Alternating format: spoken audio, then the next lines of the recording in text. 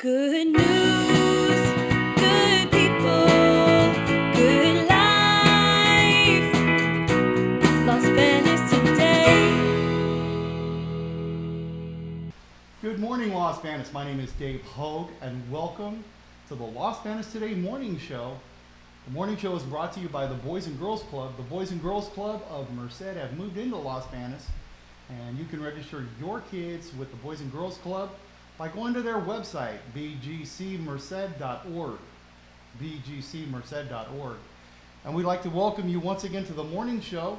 We hope that you had a safe and happy Labor Day and that you got some rest.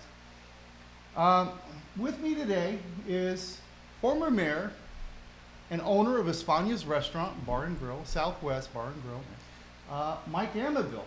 Welcome, Mike. Thank you so much for joining us here today. Thank you, Dave. Pleasure to be here. And it's a privilege to have you here. You are our first mayor on the morning show, and we're so privileged to have you with us today. And Mike, for those who don't know you, could you give us just a little background on yourself and your history in the city? Sure, love to. Born and raised in Los Banos. Just left for a little over 4 years for college. Graduated from Fresno State, came back to Los Banos, started running Espanas, and that was quite a few years ago. And we did a lot of expansion. Of course, that was, at that time, Espanas was located where Las Margaritas is, across the street. Oh, okay. And we had the Canal Farm Inn, where our location is now. And then in the early 80s, we did a swap and put the restaurant that was at Canal Farm over there. Oh, okay. And then we sold that restaurant in later years and just focused on Espanas at the historic Canal Farm Inn, Yeah. which we're very proud to be a part of the legacy of Los Banos. Right. Henry Miller's home and supervisor headquarters is located at the restaurant. We're a California historic landmark. And so, you know, growing, I'm very concerned about Los Banos, very proud of Los Banos. And in the early 90s, I just didn't care for what direction the city was going in. I felt that I could contribute. My father was mayor of Los Banos in the 60s. Oh, really? And he instilled in me that, you know, a lot of people can talk, but you have to do the walk too. And if you want to change something, you have to get involved. So in '94, I ran for election and won, and was mayor till 2006 for 12 years. Wow. And at 12 years, my wife reminded me that I told her it'd be 6 years at the most. So I, after that, I decided, you know, it's time. Even though I love being mayor and I love giving my opinions and making things happen for our city in a positive manner, I do believe in change. Right. And after so many years, even though I felt I was doing a good job, I felt like a new face sometimes looks at things at a different way. Yeah. And it was time for me to move on. So anyway, I retired after that, but since then, I've been appointed to 2 governor's commissions by Governor Schwarzenegger and by Governor Davis. And so I kept involved in politics. Mm-hmm. and the development. Schwarzenegger was an economic development committee for the Central Valley. That was very interesting. We were based out of Fresno. Worked on that for a couple of years, and then Governor Davis,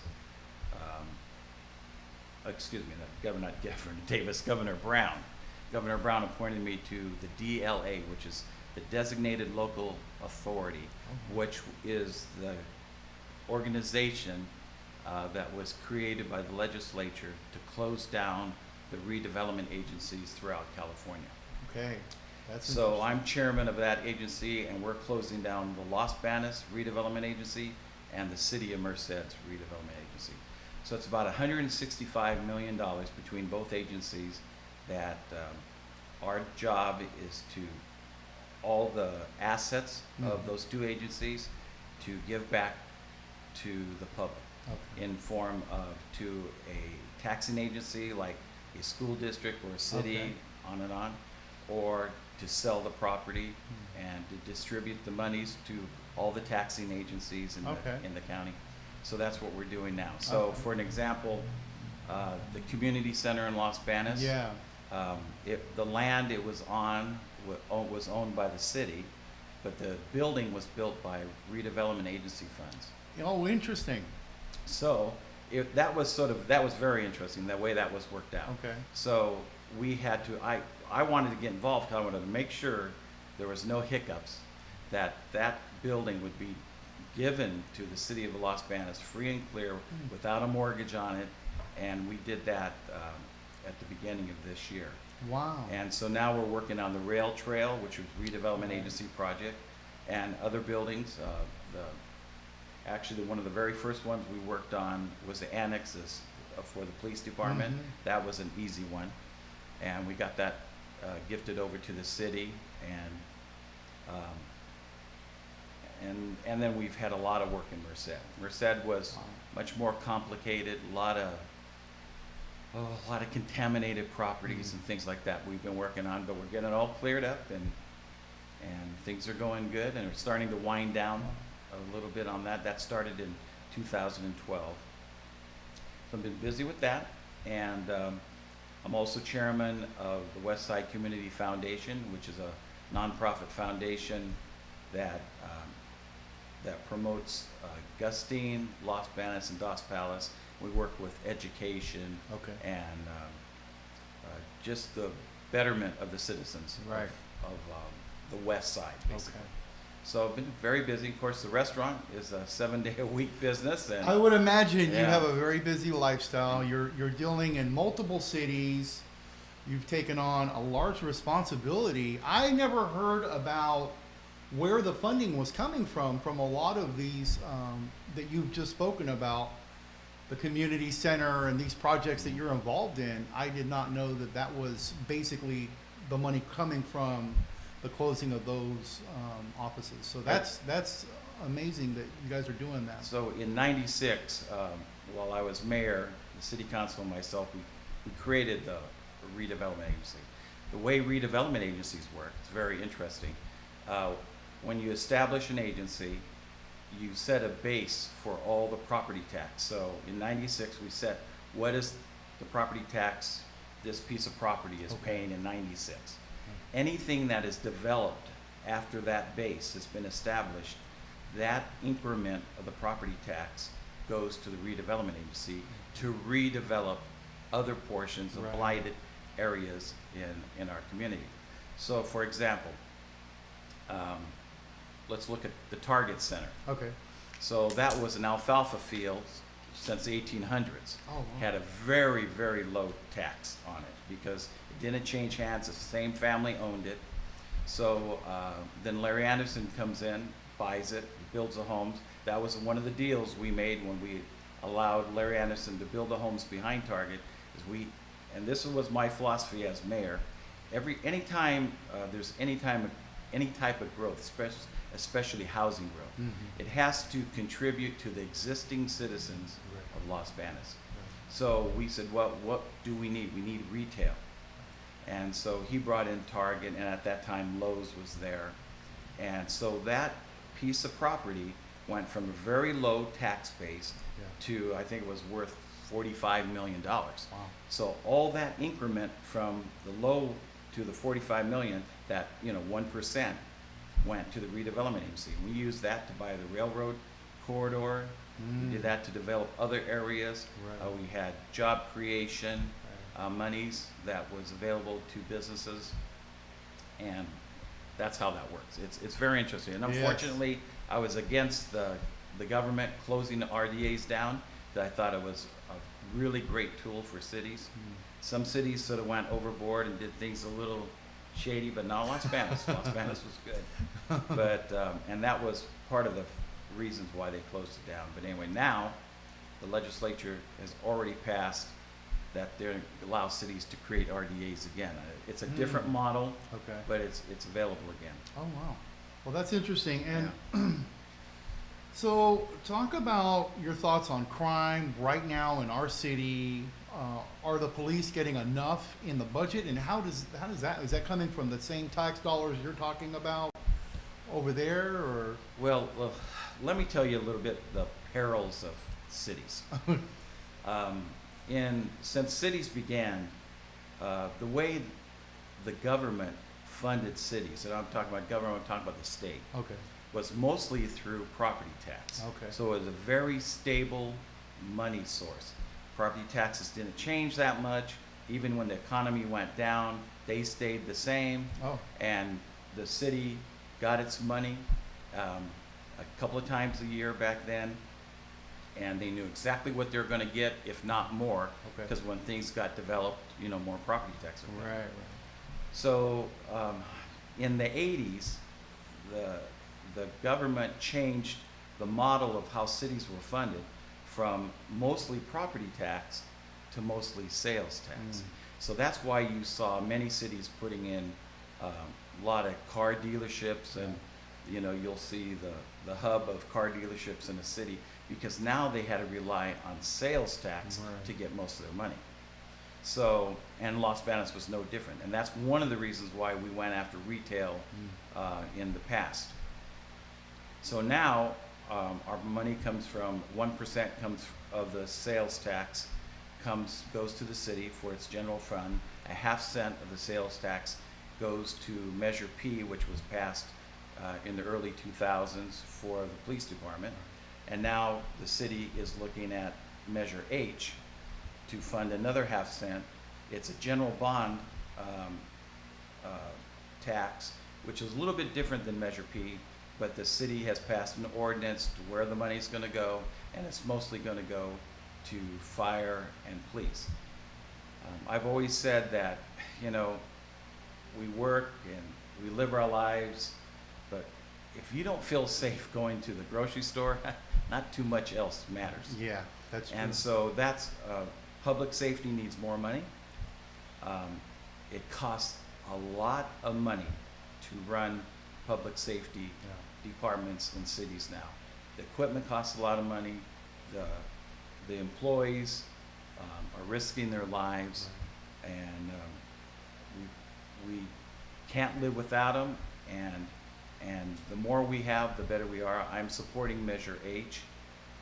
I think, and I've also asked the city council to put me on the oversight committee. Okay. So even down the road, if I'm not sure if they will, but if they put me on that committee, I will make sure that measure, that half-cent sales tax, will go to public safety. Okay.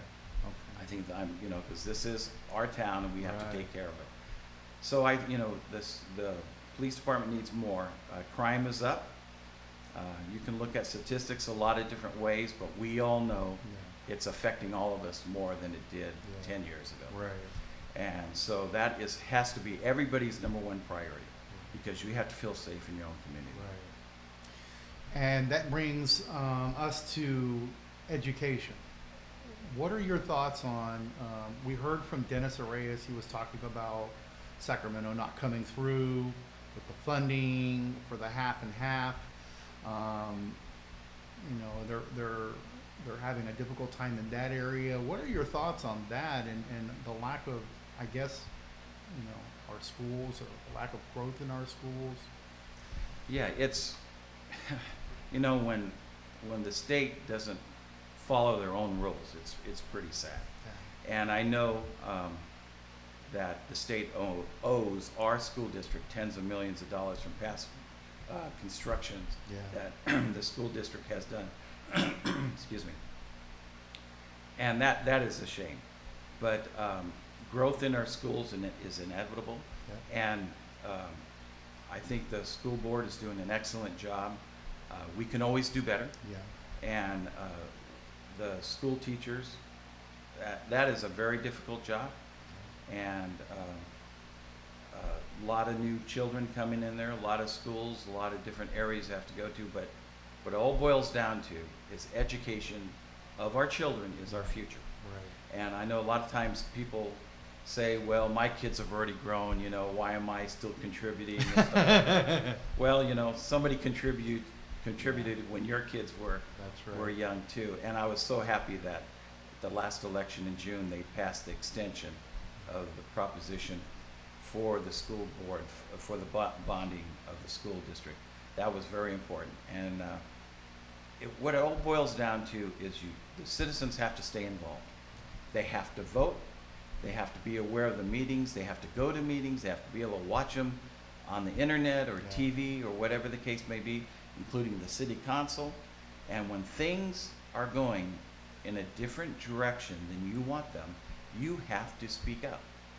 So, and that brings me to another topic, but I just wanted to get your opinion on this. Since you were the mayor for so many years, how did Los Banos, being a 60% plus commuter-based community, how did that play out in your role as the mayor? Were there challenges that you had to deal with in that area? I mean, how does that Yeah. affect your job? Well, you know, it all started in the 80s, around 83, 84, when the first really development started to happen. We saw people coming over from the South Bay, and they were maybe 5 years from retirement. So they were going to commute 5 years, sell their home for big dollars, come over here, commute for 5 years, back then you could buy a home for $100,000 and put a car in the garage. Right. You know, and so it was a nice nest egg for their retirement. Made a lot of sense. Made a lot of sense to me too. And those people, since they were older, they had more time. They were a little bit more involved in our community. Well, since then, and the price of the Bay Area has, as you know, has gone crazy. Now we're seeing first-time home buyers over the last 20, 25 years coming to Los Banos, and I understand it. You know, I understand they want to own a home. Yeah. They want good education. They want a city that's safe. And it's hard for me to believe you want to commute for 30 years. I mean, and hopefully one day there's something better out there. Right. And so, but to get to your question, at the beginning, it really wasn't a problem. But as I was mayor longer, then it became, when the first-time home buyers started to come, they were so busy with their lives and their young kids, different than the first people that came here, that their kids were grown, that they really didn't have time for their community. So we had to do things on Saturday mornings, on Saturday afternoons, to be able to reach these people. Because it's still the government's job to reach these Right. people, Right. you know, and we have to educate them. And if somebody doesn't know what's going on, it's really the government's fault. You know, even if that person could be better involved, Right. it's still the government's responsibility to make sure everybody knows what's going on, so everybody's educated and helps to develop their city the way they want to. That's why to vote is so very, very important. And I appreciate what you're doing, is informing the people on the candidates and what they're all about. And maybe people can make a decision on who they want to support by this. Because that, you know, we've had elections in the past of only 20% turnout. Yeah. And that is terrible. Yeah. That is terrible. Yeah. Because, you know, 1 out of 5 is deciding the direction of your community or your school or whatever the case may be, or the taxes that are being built. They're being given to everybody. Right. So it's really important that everybody stays involved, Yeah. and it's more important that these government agencies, the school, the city, everyone, the county, keep the citizens educated and involved. It's their responsibility. And that's great that you bring that up, because that is our passion and our desire with Los Banos today, is to both educate the public and bring that information out for them to do what they want with it, you know, use it or not, but it's there for you, and we make it available. And we so appreciate having you here, because having that knowledge and that experience brings a certain insight for us, and I'm learning a lot. I'm blown away right now. And it's wonderful to learn so much in a city that you love, and that you try to do as much as you can, and to hear these things really, you know, it just kind of keeps it kindled for me. What are your thoughts on water? I mean, how does that play out for our city as far as storage, conveyance, and all these issues that the ag is dealing with? Well, there's definitely a problem with water throughout the whole state, especially the Central Valley. We have a federal and state project called the San Luis Dam right a few miles outside of town, and all that water goes down to LA area. And yes, it does irrigate a few farms on the way down, but the legislature is afraid to make decisions, and that is very unfortunate. And you know, in the next 30 years, we have to grow twice the amount of food we are today to keep up with the population growth. And holding back water from the farmers is not the answer. They should be and the farmers have been very good at changing their techniques, going to drip irrigation, being very conservative. Yes. And luckily, you know, if you get in an airplane, a private plane, and you fly around the valley, all the canals go to Los Banos because of one person. That was Henry Miller. That's why it was called Canal Farm Inn. It was his headquarters of course, his farming headquarters, but he dug all the canals, except for, you know, the ones that have been built in the last 40, 50 years. Okay. But he'd spend 15, 20 years digging a canal, bringing water to the valley. He knew how important it was. Right.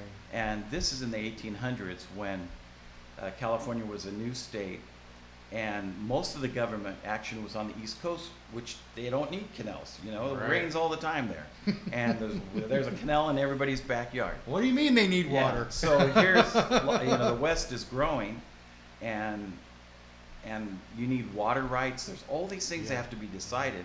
So Henry Miller took it upon himself. At that time, Abraham Lincoln was president of the United States, and he would have his lawyers talk to him, and they brought to the Supreme Court of the United States to make these decisions on water rights.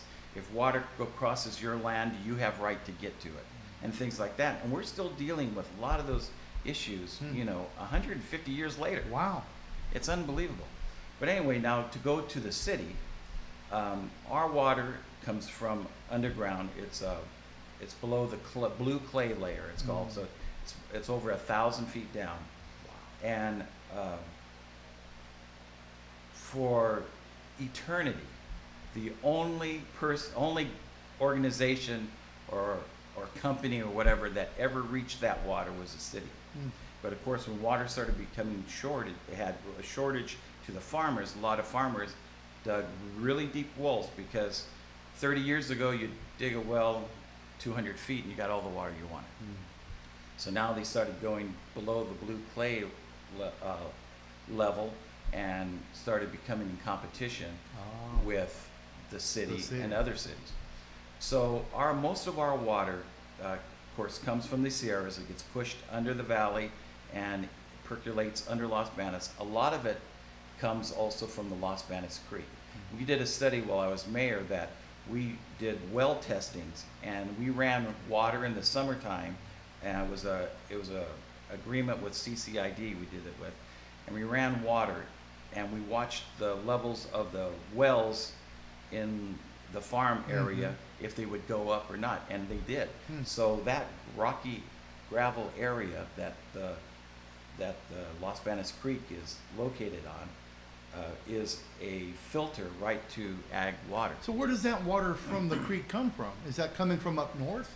Well, that comes from our hills. Oh, that comes from That's our from hills. the detention dam, Oh. and that actually comes from our hills. Okay. And then, you know, so in the 90s, they were going to develop the Los Banos Grandes, a new dam that was actually larger than San Luis, and it was to the south of San Luis Dam.